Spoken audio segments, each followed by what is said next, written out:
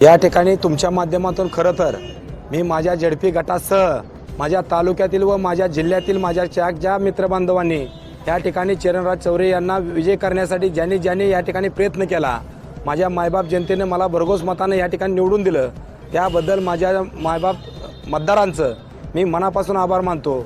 माझ्या मित्रमंडळी, माझ्या सहकाऱ्यांचं, माझ्या जीवाला जीव देऊन जे पळाले, त्यांनी 15 दिवस अक्षरशः जेवण केलं नाही, रात्रीचा दिवस केला, रक्ताचं पाणी केलं, त्यांचं देखील मी मनापासून आभार मानतोय। खरं तर या माझ्या झेडपी गटामध्ये अनेक सर्वसामान्य माझी मित्रमंडळी ह्या ठिकाणी प्रत्येकाच्या घरी गेली। मीच म्हणजे चरणराज चौरे माझ्यासाठी ज्यांनी पाय धरलं त्यांच्या विश्वासाला तडा जाऊ देणार नाही, त्यांचा विश्वास कुठेही मी खाली पडू देणार नाही आणि येणाऱ्या काळामध्ये आपण सगळ्यांनी हातात हात घालून काम करूया आणि ज्यांनी माझ्यासाठी शब्द दिला आहे तो शब्द पूर्ण करण्याचा 100% चरणराज चौरे एकनाथजी शिंदे साहेब यांच्या माध्यमातून तुम्हाला शब्द देतो। तर प्रथमतः या ठिकाणी पेनूर झेडपी गटातील माझ्या मायबाप जनतेचा विजय आहे, माझ्या सर्वसामान्य शेतकऱ्याचा विजय आहे, माझ्या सर्वसामान्य जनतेचा विजय आहे। आणि नंतर धनशक्तीचा लास्टच्या 2 दिवसात जो राडा झाला, खरं तर त्या पैशाला जनशक्तीला देखील त्या माझ्या सर्वसामान्य मायबाप जनतेनं कुठल्याही पद्धतीचा इफेक्ट होऊ दिला नाही। कारण का तर सर्वसामान्याचं शेतकऱ्याचं लेकरू ज्यावेळेस जिल्हा परिषदमध्ये जात असेल तर तो अभिमान या ठिकाणी माझ्या सर्वसामान्य मायबाप जनतेला माझ्या झेडपी गटातील होता। तर मतदारसंघामध्ये फिरत असताना पत्रकार बांधवांकडे किंवा राजकीय विश्लेषकांकडून तुमची पार्ट पहिल्यापासून तुम्ही आघाडीवर होतात एकंदरीत कामामध्ये, परंतु शेवटच्या 2 दिवसांमध्ये थोडंसं शकाकुशकांना उदाहरण आलं होतं, त्याकडे कसं बघता आणि काय भावना होतं? बरोबर आहे, या ठिकाणी धनशक्तीचं अतिशय मोठ्या प्रमाणात 2 दिवसामध्ये वाटप झालं। खरं तर मी 3 ते 4 हजारानं जे निवडून यायचो ते 752 मतांना निवडून आलो, परंतु माझ्या ह्या सर्वसामान्य जनतेनं खरं तर एक काम करणाऱ्या माणसाला संधी दिली।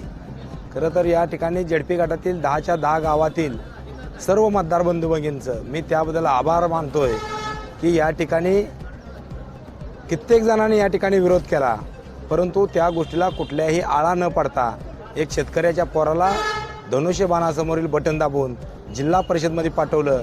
हे ऋण हा विश्वास माझ्यावर टाकलेला, कधीही मी त्यांची परतफेड करत असताना त्यांना कुठल्याही कामासाठी दुसऱ्याच्या दारात न जाऊ देण्याचा शब्द जो मी दिलता तो शब्द मी या ठिकाणी सार्थ करणार आणि माझ्या सर्वसामान्याची अडचण सोडवण्यासाठी हा चरणराज चौरे कायम कटिबद्ध आहे। खरं तर एकंदरीत पाहिलं जातं पेनूर गावातीलच सर्व नेते मंडळी एकत्र आला असताना सुद्धा तुमचा विजय झाला, त्याबद्दल काय सांगा? खरं तर सर्वसामान्य नागरिक माझ्याबरोबर होते, सर्वसामान्य जनता माझ्यावर होती। ज्या वेळेस या ठिकाणचे निवडणूक जनतेच्या हातात जाते त्यावेळेस कोणी जर एकत्र झालं तर त्या ठिकाणी काही फरक पडत नाही, हे आज पेनूर झेडपी गटातून दिसून आलं। खरं तर कोण एकत्र होते कोण नव्हते ते म्हणण्यापेक्षा या ठिकाणी ज्यांनी मला त्या ठिकाणी मदत केली, काही जणांनी उघड केली, काही जणांनी अंतर्गत मदत केली, त्या सर्वांचं मी आभार मानतोय। आणि ज्यांनी टाकलं मला, ज्यांनी मदत केली नाही त्यांचं देखील मी तुमच्या माध्यमातून आभार व्यक्त करतोय। निवडणूक ही 7 तारखेपर्यंत होती, काल या ठिकाणी मतमोजणी झाली, विजय झाला, त्या दिवशी आपला विरोधक संपला आणि हातात हात घालून ह्या गावांच्या सेवा करण्यासाठी, या गावाचे प्रश्न सोडवण्यासाठी आजपासून माझा कुठलाही विरोधक नाही।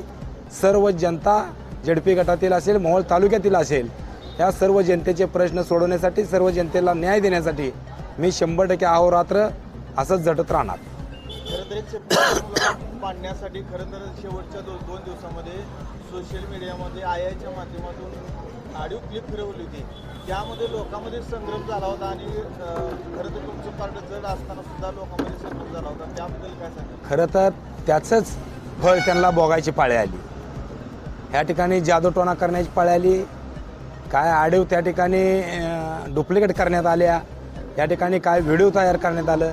एखाद्या व्यक्तीला चरणराज चौरेसारख्या माणसावर आरोप करण्यासाठी 5-5 लाख रुपये देण्यात आलं की चरणराज चौरेवर अशा पद्धतीनं आरोप करा म्हणण्यात आलं, त्या माणसाने देखील आरोप केलं, परंतु माझ्या मायबाप जनतेनं त्या ठिकाणी ज्यांनी आरोप केलं, ज्यांनी या ठिकाणी माझ्यावर चुकीचं षडयंत्र रचलं, त्यांना ह्या निवडणुकीमध्ये धडा शिकवला. या ठिकाणी दहनशक्तीचं काय चालत नाही, या ठिकाणी चुकीचं मेसेज व्हायरल करून चालत नाही. चरणराज चौरेनं कुठल्याही पद्धतीची टीका कुणावर केली नाही. ज्या वेळेस माझ्यावर टीका केली त्याचं उत्तर देण्यासाठी मी त्या ठिकाणी समोर जात होतो. पण अलीकडल्या 5 दिवसामध्ये मी या ठिकाणी माझ्यावर चुकीच्या झालेल्या प्रत्येक गोष्टीला मी उत्तर देत बसलो नाही. मी प्रत्येक नागरिकाला गावोगावी जाऊन सांगत होतो की मी एक काम करणारा शेतकऱ्याचा पोरगा आहे. या ठिकाणी तुम्ही जर मला न्याय दिला तर माझ्या पेनूरच्या धर्तीवर 10 गावामध्ये मी झेडपी गटामध्ये विकास करेन, तुमचे प्रश्न सोडवेन. ज्या व्यक्तींना मी या ठिकाणी शब्द दिला आहे तो 100% पूर्ण करणार. आणि येणाऱ्या काळामध्ये 68 झेडपी गटामध्ये पेनूर झेडपी गट ह्या ठिकाणी वेगळा दिसेल, यासाठी 100% मी प्रयत्न करणार आहे.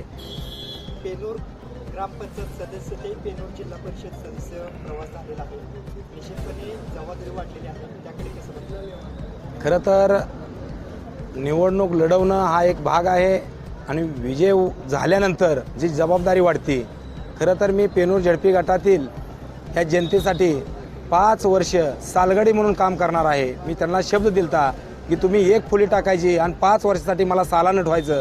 त्या पद्धतीनं ज्यांनी या ठिकाणी मला ज्या गावांनी मला या ठिकाणी मदत केली त्या गावामध्ये मी 100% जो शब्द दिला आहे 10च्या 10 गावामध्ये या ठिकाणी विकासासाठी मी समोर जातो आहे. आणि 100% विकास हा 68 झेडपी गटामध्ये हा पेनूर झेडपी गट एक वेगळा बनवण्याचं माझं स्वप्न आहे आणि तो वेगळा दिशेला येणाऱ्या काळामध्ये. खरं तर पेनूर जिल्हा परिषद गट संपूर्ण जिल्ह्यातच हाय व्होल्टेज लढत म्हणून पाहिलं जात होतं. आणि असं असताना तुम्ही खरं तर अनेक दिवसापासून मतदारसंघामध्ये सक्रिय होता. विकास कामं DPDC माध्यमातून असेल किंवा तुमच्या स्वखर्चातून आणि इतर विविध फंडातून तुम्ही काम करत होता. त्याची कुठेतरी पोचपावती मिळाली असं वाटतं? 100% आज तुम्ही पाहत असाल पेनूरमध्ये जवळजवळ 65 रस्ते करण्याचं काम केलं. अनेक जण या ठिकाणी चरणराज चौरेला पाडण्यासाठी देव पाण्यात ठेवून बसले होते, पण माझ्या मायबाप जनतेनं ते दावून दिलं की विकासाच्या मागं आम्ही जाणार. आम्ही जो या ठिकाणी काम करतोय त्याच्या पाठीमागं जाणार. ज्यांनी ह्या ठिकाणी अनगरला जाऊन हुजरेगिरी करत बसले त्याच्या पाठीमागे ही जनता गेली नाही. त्यांनी दावून दिलं की आम्ही अनगरकरांच्या पाठीमागे नाही, तर आम्ही एक सर्वसामान्य शेतकऱ्याचा पोरगा, या ठिकाणी काम करणारा पोरगा, त्याच्या पाठीमागं आम्ही आहे, अशा पद्धतीनं दावून दिलं त्यांनी. खरं तर तुम्ही प्रश्न विचारला की या ठिकाणी झेडपी गटामध्ये तुम्ही काय करणार, तर खरं तर आज झेडपी गटामध्ये मी सदस्य झालो, ग्रामपंचायत सदस्य झालो. परंतु मी ग्रामपंचायत सदस्य नव्हतो तर माझ्या पेनूर गावातील सर्वसामान्य जनता सदस्य होती. आज देखील ह्या मोहोळ तालुक्यातील प्रत्येक नागरिक, प्रत्येक सर्वसामान्य जनता, माझी मायबाप जनता, माझा शेतकरी ह्या ठिकाणी झेडपी गटामध्ये गेलेला आहे. हा चरणराज चौरे एकटा गेलेला नाही, तर माझ्या तालुक्यातील संबंध माझी मायबाप जनता, सर्वसामान्य जनता सदस्य झाली, एवढं मी तुम्हाला सांगतो. खरं तर पेनूर जिल्हा परिषद गटामध्ये शेवटचा प्रश्न, तुम्हाला मतदारांना निवडून दिलं, हाय व्होल्टेज म्हटलं जात होतं आणि 8% निवडणूक झाली, त्या मतदाराला काय सांगतात? खरं तर लास्टच्या 2 दिवसामध्ये 8% निवडणूक झाली. आधी त्या ठिकाणी माझा 3 ते 4 हजारानं विजय होण्यासारखं वातावरण होतं, परंतु ह्या ठिकाणी धनशक्तीचा वापर जास्त झाला. परंतु चरणराज चौरे यांना पराभव करण्या एवढा झाला नाही.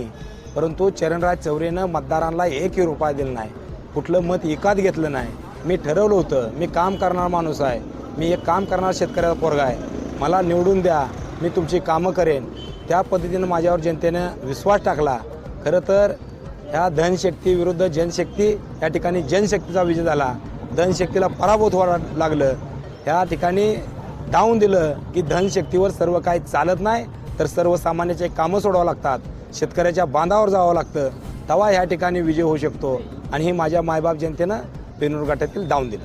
शेवटचा प्रश्न माझा, एकंदरीत तुम्ही निवडणूक लढवत असताना विकासाच्या मुद्द्यावर भर देत होता, परंतु दुसरा मुद्दा हा पण होता की भाजप विरुद्ध शिवसेना लढाई नसून अनगरकर विरुद्ध पेनूरकर असेल किंवा अनगरकर विरुद्ध मोहोळकर, हे या मुद्द्यावर तुम्ही जास्त हायलाईट केलात. आणि एकंदरीत लागलेल्या 6 जिल्हा परिषद गटाकडे तुम्ही कशा पद्धतीने बघता? खरं तर ह्या ठिकाणी आमची काय धोरणं या ठिकाणी राजाभाऊ खरे यांच्या नेतृत्वाखाली लढत असताना काय नेत्यांचं गैरसमज मिटवण्यामध्ये खरं तर खूप वेळ गेला. खरं तर ते लवकरच मिटायला पाहिजे होतं, त्या ठिकाणी लवकरच समन्वय व्हायला पाहिजे होता. खरं तर ह्या ठिकाणी 6-0 होण्याची परिस्थिती होती, परंतु त्या पद्धतीनं ह्या ठिकाणी खरं तर आम्हाला तसं म्हणायला गेलं तर अपयश आलं म्हणलं तर वावगं ठरणार नाही. परंतु येणाऱ्या काळामध्ये अनेक सर्वजण या ठिकाणी अनगरकरांच्या विरोधात म्हणून आपल्याला सर्वांना एकत्र यावं लागेल आणि एकत्र येऊन आपल्याला यांचा काय असेल ते पराभव करावा लागेल. आज पाहत असाल ह्या ठिकाणची जनता अतिशय अनगरकराच्या विरोधात आहे. ह्या ठिकाणी उमेश पाटील 1200 मतांना पराभव झाले असतील. ह्या ठिकाणी निळे पैलवान आमचे 400-500 मतांना पराभव झाले असतील. आमचे संतोष अण्णा पाटील या ठिकाणी पोस्टल मतामध्ये गेले असतील 400-500 मतांना. परंतु या ठिकाणी आपण पाहिलं असेल की ही जनता ही खरं तर आमच्या सर्वांच्या मागं होती, अनगरकराच्या विरोधात होती. परंतु येणाऱ्या काळामध्ये तसं न होता या ठिकाणी तालुक्याचा विकास करत असताना आमदार राजाभाऊ खरे यांच्या नेतृत्वाखाली आम्ही सर्वजण हातात हात घालून परत एक वेळा काम करू, या जनतेची सेवा करू आणि येणाऱ्या निवडणुकीमध्ये प्रत्येक निवडणुकीमध्ये आम्ही या ठिकाणी सर्वजण एकत्रित येऊन सामोरं जाऊ.